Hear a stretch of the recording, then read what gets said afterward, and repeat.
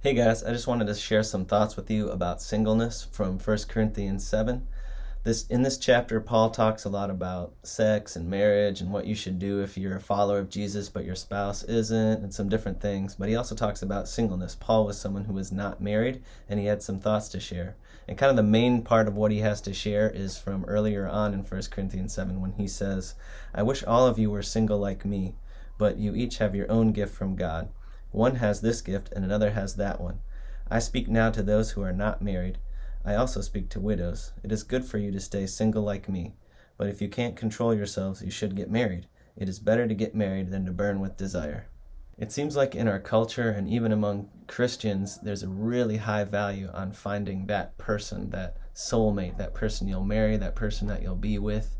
And that singleness is just kind of this weird spot that you have to be in until you can get to that final point. But Paul doesn't talk about singleness that way in this passage. He talks about singleness as a gift. The main reason he thinks of it that way is because when you're single, you're able to be fully focused on God, your relationship with God, and loving and serving Him. That sounds really good and really spiritual, so shouldn't we all try to be single? Well, not really. Paul says if you have that gift, he recognizes that not everyone is able to do that, and some people have a really strong desire and a really strong passion to get married, and if they have that, they should go ahead and get married.